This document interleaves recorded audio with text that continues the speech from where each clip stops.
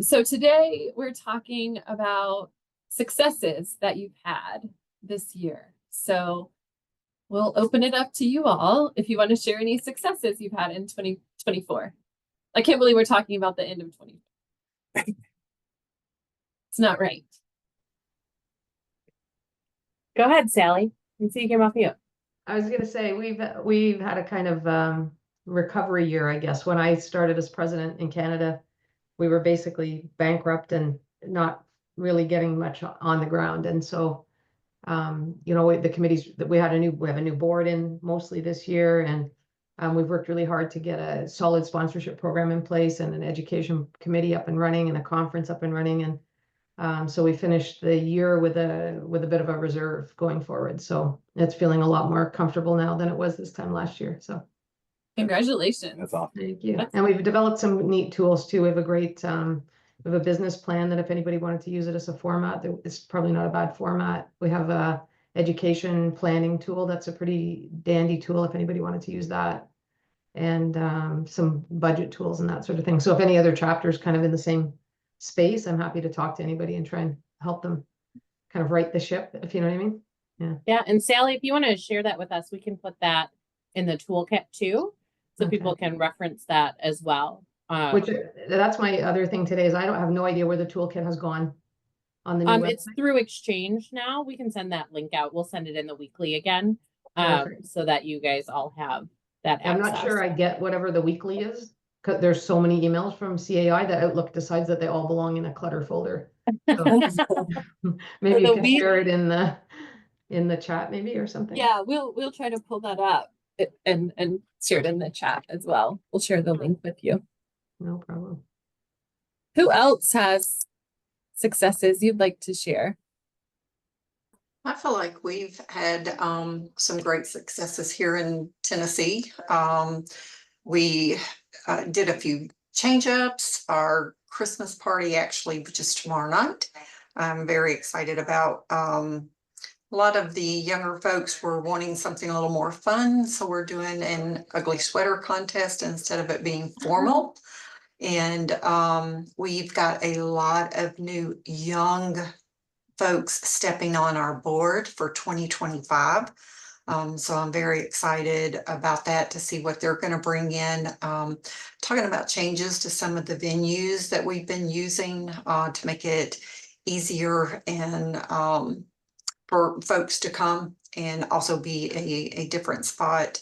But just feel like all the way around, we've had a really good year with all of our events. East Nashville is doing fantastic with their growth as well. I attended their fall social that they had a great time, and they had a great location. It was one of the coolest little places, and their Christmas is events coming up on the 19th, so I'm going to go to that as well. So I just feel like this chapter's really running strong, and hopefully we continue that, and I believe we will with the young folks that are stepping in here.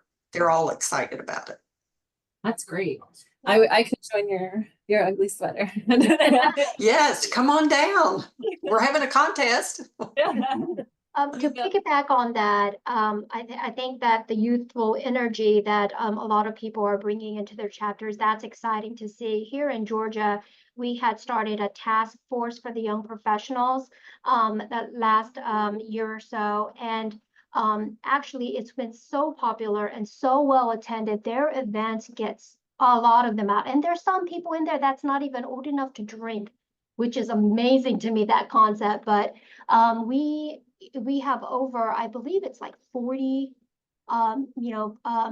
people that are involved in young professionals. It's going to be its own committee, a newly formed committee for next year that we're super excited about. And just with that comes a lot of energy to the chapter, and a lot of interest by young people. And so we're also going to be starting with the young professionals a mentorship program. So we're going to actually, this is new for 2025, we had a lot of older members who served as past presidents, who did a lot of great things in CAI Georgia. But then, they felt like, what do I do now? right? I just come to the events and what meaningfully what can I do? So what the board thought about, and we're like, wait a minute, let's connect them with a young professional, set up a mentorship program, and these veterans, in essence, can give some of their experience and insight to the younger folks that are very interested in becoming leaders in CAI Georgia. So that's really something that we've been very excited about. And also another thing is that our membership has just grown. It just continue. And, a couple of years ago, I think we got a national recognition for our membership numbers, and that is just continuing to grow, which is exciting to see. That's awesome. You guys have a lot of buzz surrounding the young professionals. I know every time I talk to Tina and Caitlin, they're just ecstatic about it. So yeah, and then utilizing that to kind of bridge the gap with the, more of the veteran members.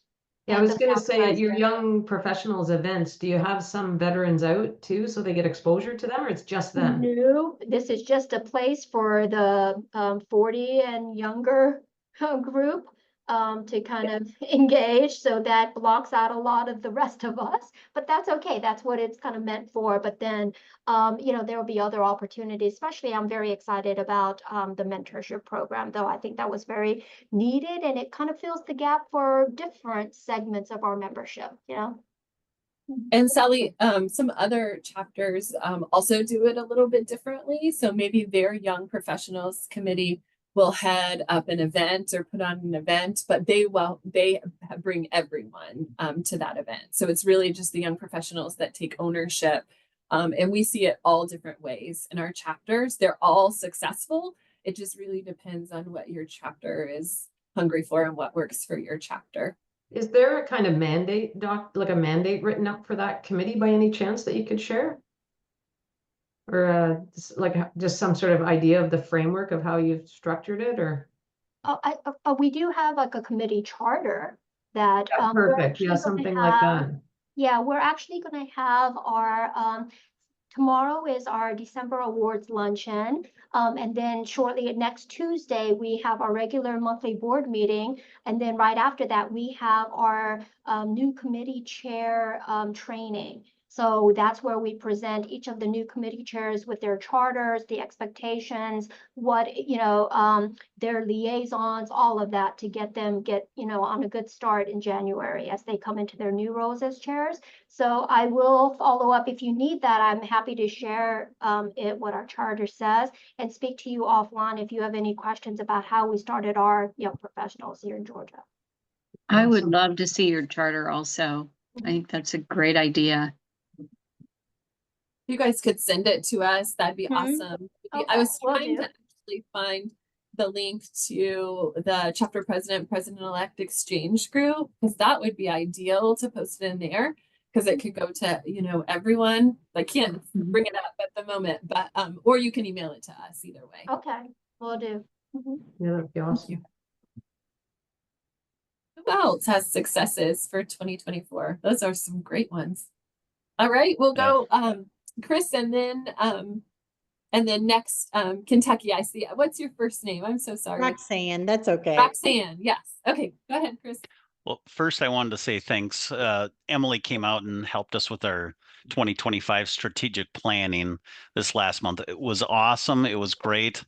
Thank you for doing that. We're all stoked. And today we have our gala. So Jim Rosveld, the 2025 president, is driving down to the hotel now. I'll be leaving in about 15 minutes. So it's sold out. I think it was sold out at 560 people, but we'll probably have close to 600. So a lot of energy, a lot of excitement. And for accomplishments, the one thing I was surprised by is our membership has grown over 300 people this last year. 327, I think, was the number. So we're proud of that.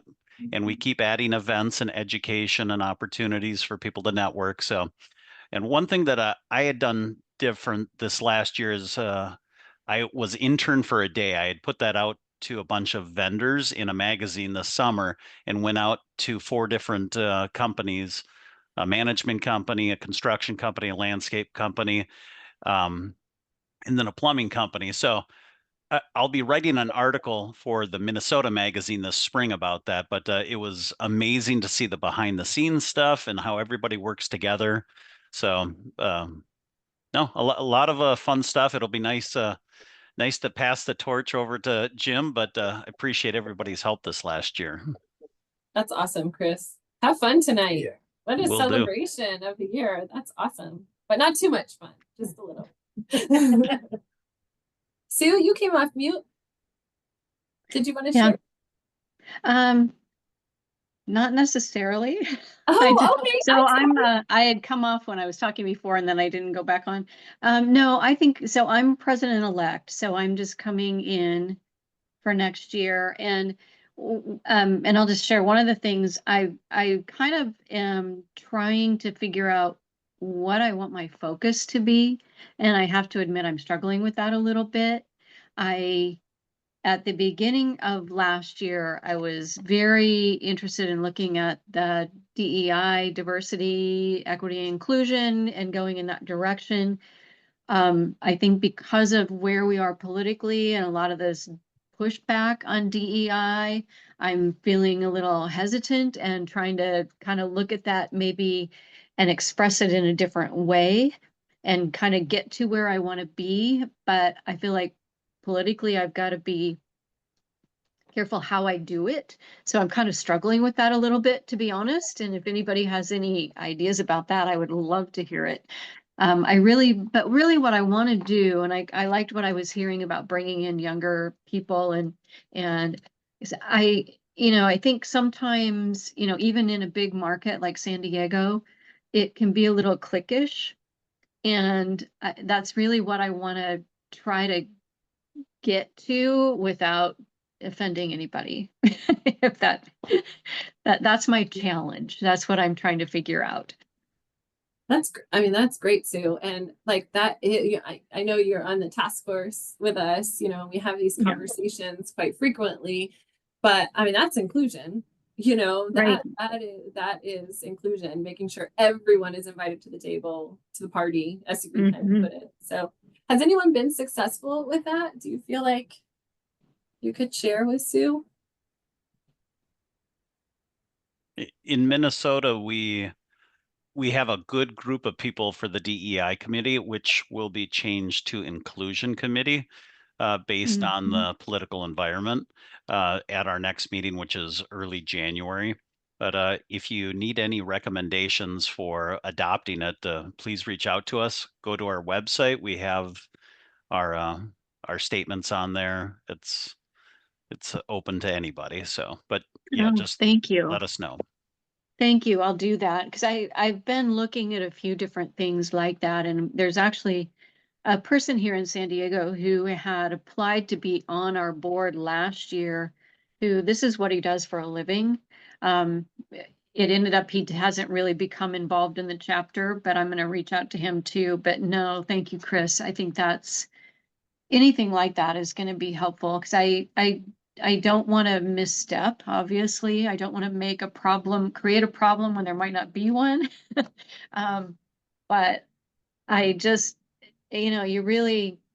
it's difficult because I think in our industry and really here in San Diego, there are people that have been doing this for, like me, for decades. And then there's newer people coming in, and sometimes it's hard to reach those newer people.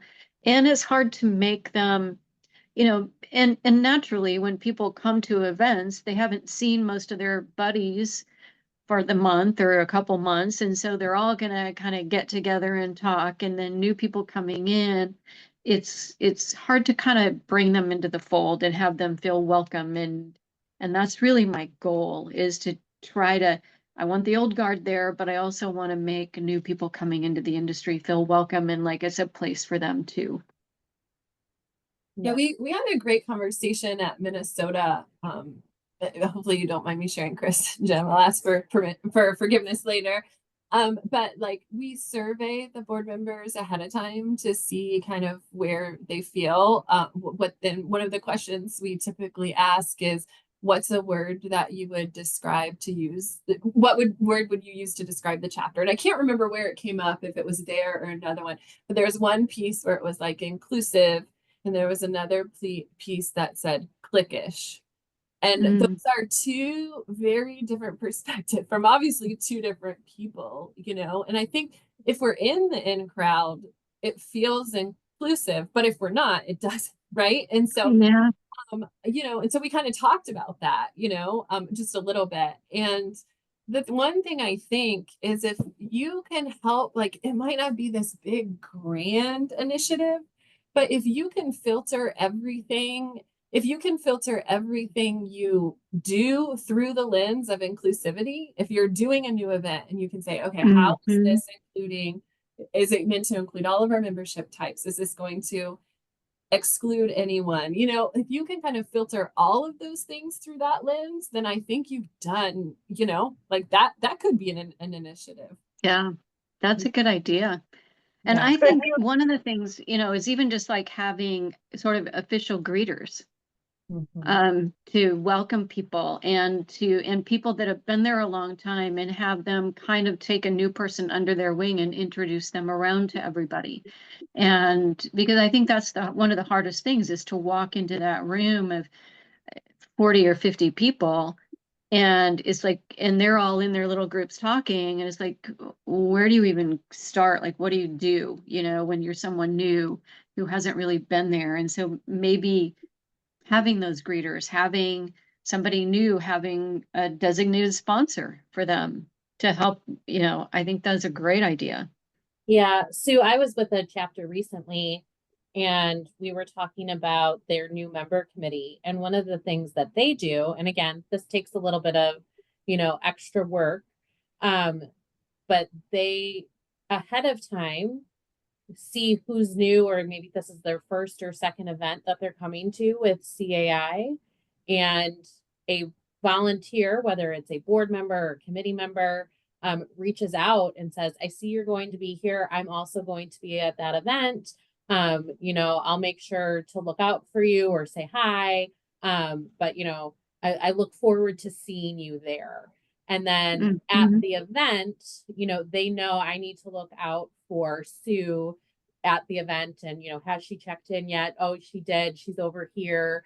And that way it's not, you know, I've heard some chapters give a new member a tag, but that doesn't feel right either because now they're standing out as different. And so Right. this is kind Right. of that organic way that you're coming into the event already knowing somebody and knowing like, oh, Mhm. someone's going to say hi to me. And then when they do, it's like, oh, hi, I'm Sue. I'm the president of the chapter. I'm so glad you're here. You know, are you looking for anyone specific or have you met Joe yet? Let's go, you know, he's really great, you know, as a contractor or whatever it might be. And so just having that personal touch. And again, I know that can be a little bit more difficult and it adds that extra layer of work, but they have really found that the new members tend to come back and come to more events because Mhm. now Mhm. they've started to build those relationships. Or like, Right. hey, come sit at the table with us. And you know, you're not searching and having that lull of conversation. So maybe that's an idea too to take.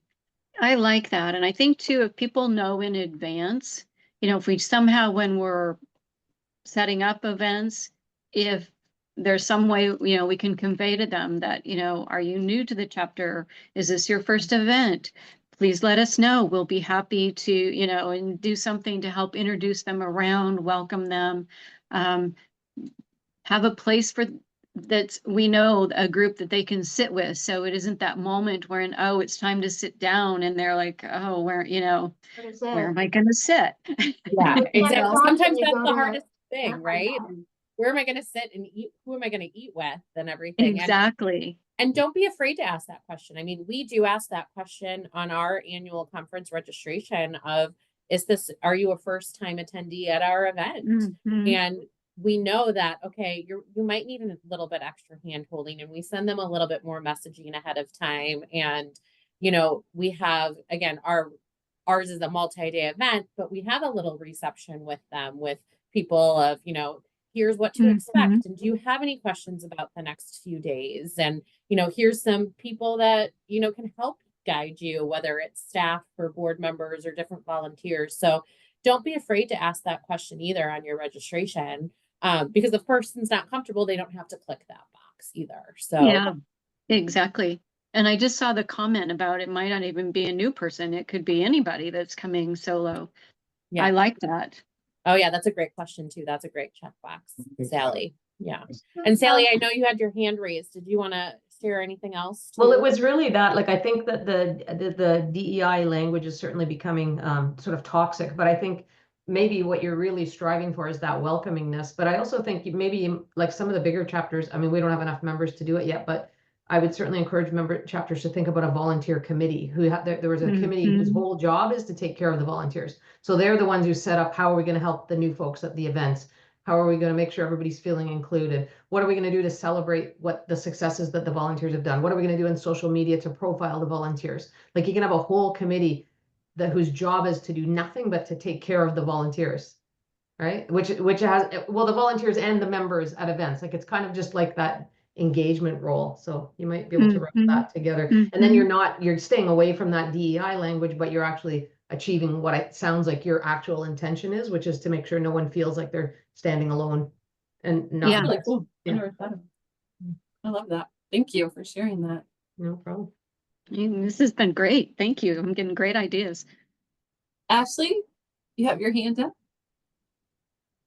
Yes. So, we were talking about successes and all the discussion of membership and inclusion and all of that kind of made me think about something I'm really proud of with our chapter, which is that we have reached 500 members, and now we're almost 10% over that. And that is within a span of, it took a couple of years to get there, but for our chapter, it was quite the big deal, quite the mission. The membership group did all kinds of work to make sure that we were inclusive, to make sure that, everybody who could be, was becoming a member, getting the word out there, and really kind of working to make that happen along with our CED. So I'm super proud of the Western Oregon chapter, and just wanted to kind of, mention that because I think it's something that, kind of pat ourselves on the back. Mhm. I love it. Thank you. Thank you for saying what chapter too. I was just saying, what chapter is that? So thank you for sharing. That's incredible. I love that you like equated it to growth too, Well, yeah, I mean, absolutely. And I think part of that is because of all the work that the membership committee did, and all of the outreach, and the, trying to target at different areas as well. I mean, we're really working to bring on more cavils as well. And so, working to get all of that. So, I mean, it's a group effort, and I can only say, coming in as president, it's great to see, but I can't take credit. I'm really proud of everyone else. Awesome. Thanks for sharing. Anyone else have any successes that you'd like to share?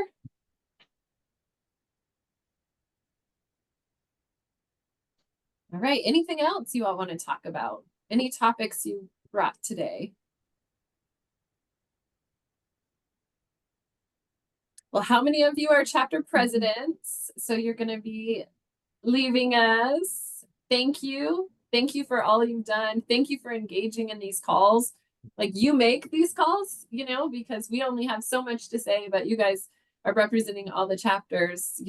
It just enriches it. So thank you. I hope that you tell, if your president-elects haven't been on these, I really hope that you will tell them.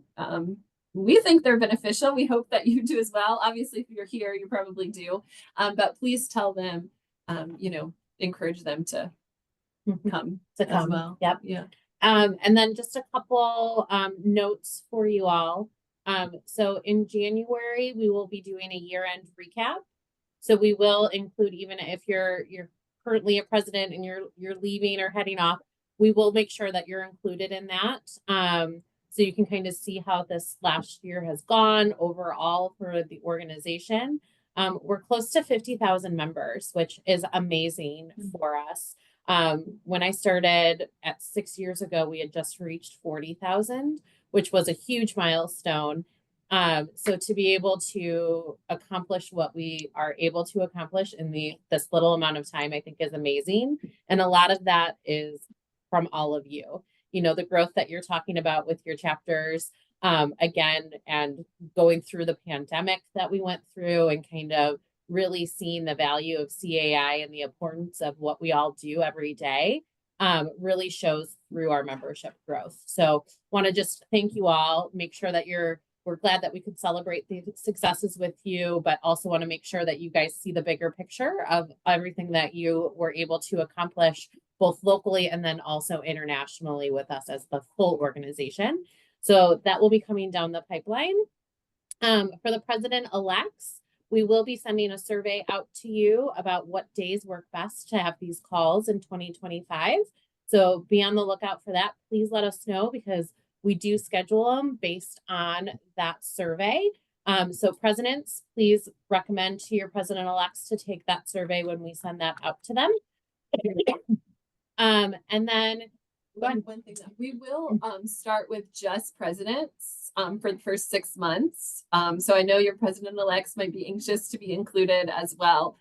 We will bring them on after the annual conference. So June, July is when we will bring. So just let that anticipation grow for them so they can join us later.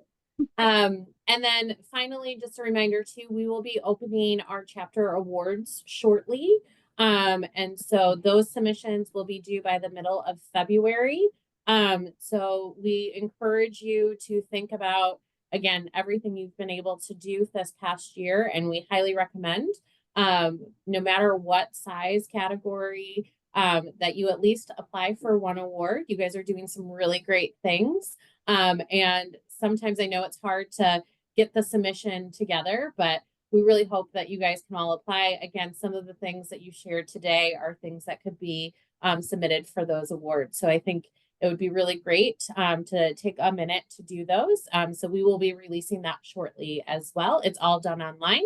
But if you have any questions about those or any of the other things, or again, if you need any other assistance, like always, please let us know. We are always here for you. So. Awesome. Anything else? Les? Call? Thank you all. This was helpful for me. Good. Thank you. Good. Well, thank you. Have a great rest of 2024. Happy holidays and happy new year.